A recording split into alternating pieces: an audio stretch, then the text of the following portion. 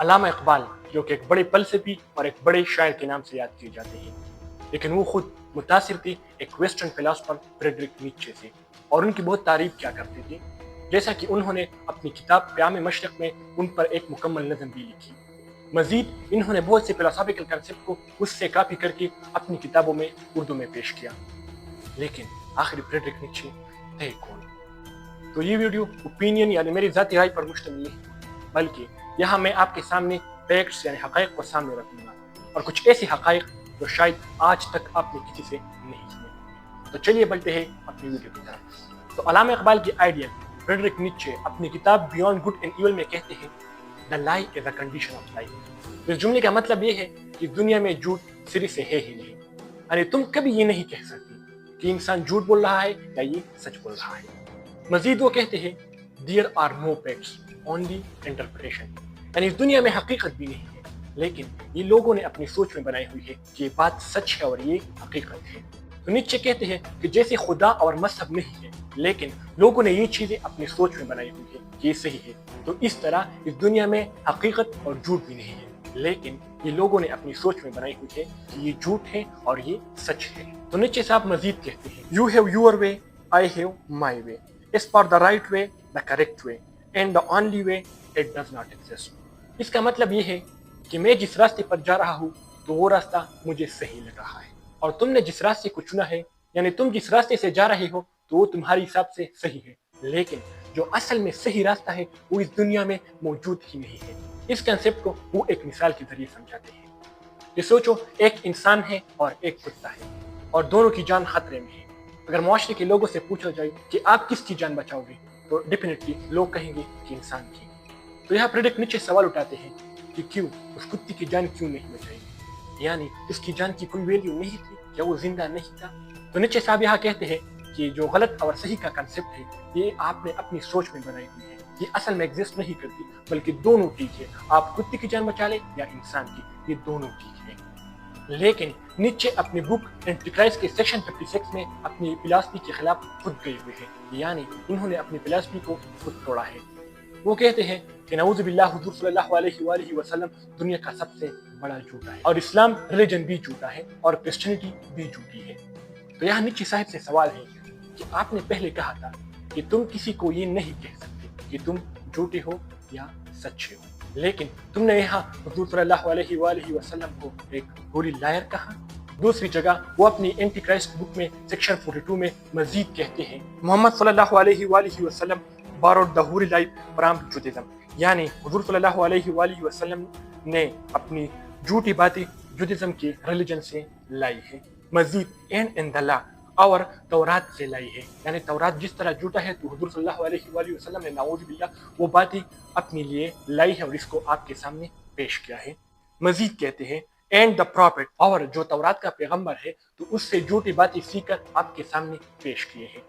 تو نیچے صاحب آپ نے یہ کس طرح کلیم کیا؟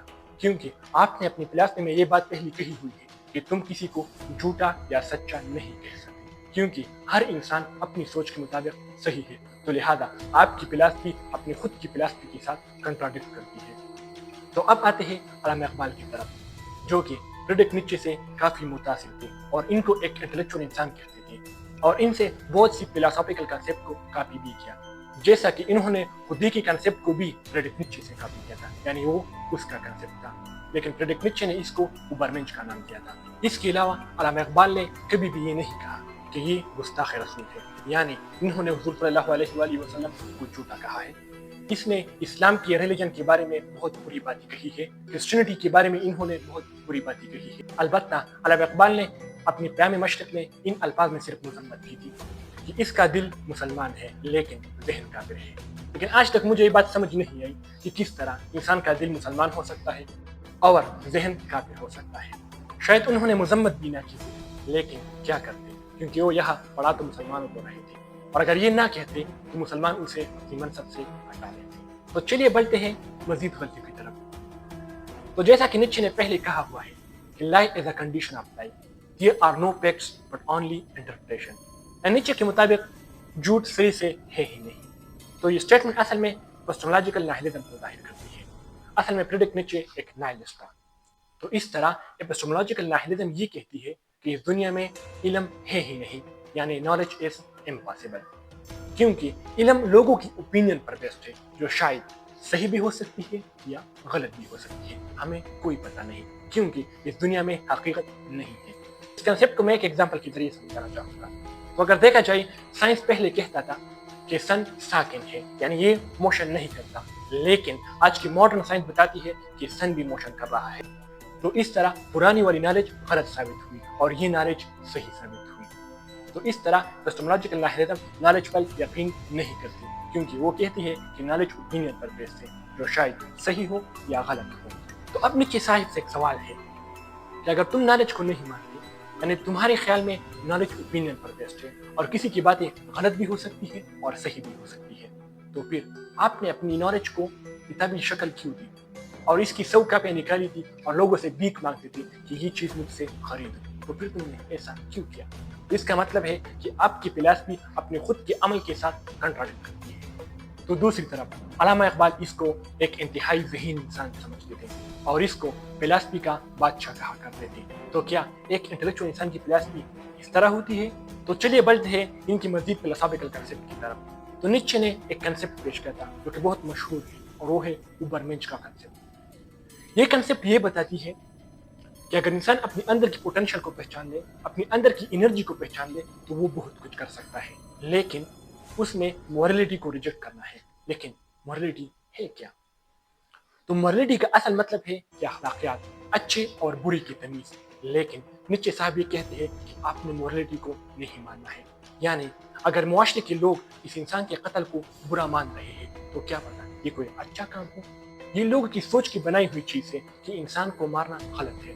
تو نیچے صاحب سے میں یہاں پوچھنا چاہوں گا کہ کیوں نہ میں دوسرے انسانوں کو مار کر ایک اوبرمنش بن جاؤں، کیونکہ غلط اور صحیح کا تصور تو ہے ہی نہیں، مورلٹی کا کنسیپٹ آپ کے حساب سے ہے ہی نہیں۔ مزید میں نیچے صاحب سے یہ پوچھنا چاہوں گا کہ اگر تم نے اوبرمنش کا کنسیپٹ پیش کیا تو کیا تم خود اوبرمنش بنے تھی؟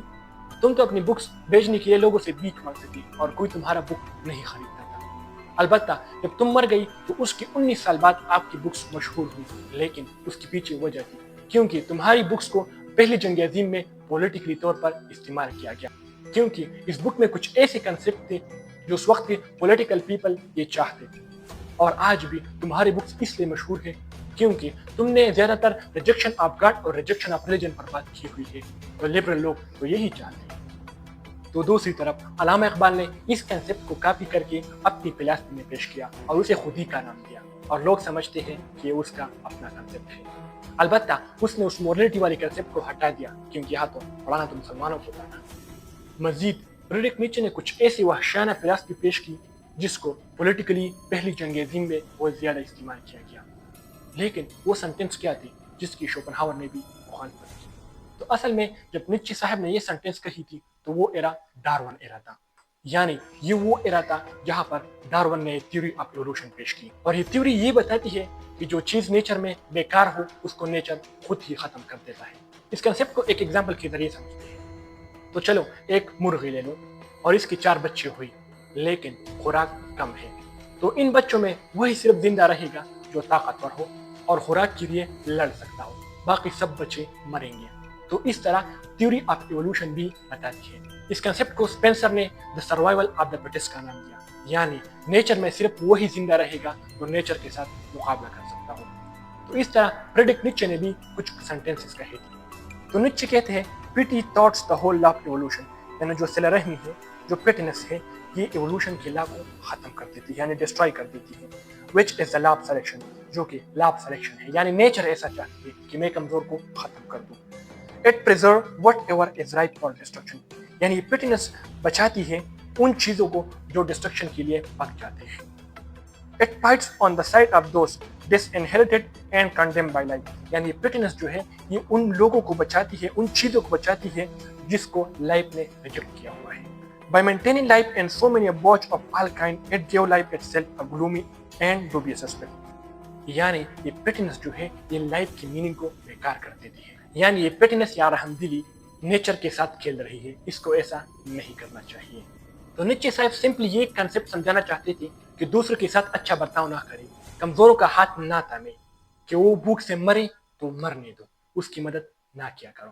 تو اب نیچے صاحب سے میں یہ پوچھنا چاہوں گا کہ لائف نے تو تمہیں بھی ریجیکٹ کیا تھا، تم ایک ٹیچر تھے لیکن تمہیں اس ٹیچری سے نکال دیا گیا، بعد میں تم بہت بیمار پڑ گئی اور صرف اپنے بستر میں پڑے رہتے تھے، تمہاری نظر ختم ہو گئی، تمہاری بکس کوئی نہیں خریدتا تھا، البتہ تمہاری بکس کو بعد میں خریدا گیا لیکن اس کے پیچھے ریزن تھی، اس کو پولیٹیکلی استعمال کیا گیا کیونکہ اس میں یہ concept survival of the fittest کا کنسیپٹ۔ تو دوسری طرف علامہ اقبال اس کو انتہائی انٹلیکچوئل انسان سمجھتے تھے اور ان کی بہت تعریف کیا کرتے تھے۔ تو کیا کوئی انٹلیکچوئل انسان ایسی بات بھی کرتا ہے؟ مزید اگر علامہ اقبال کے اشعار کو بھی دیکھا جائے تو انہوں نے بہت سے اشعار دوسرے شاعروں سے کاپی کی ہیں۔ اگر آپ اس طرح کی مزید ویڈیوز کو دیکھنا چاہتے ہیں اس ویڈیو کو لائک کریں اور چینل کو سبسکرائب کرنا نہ بھولیے گا۔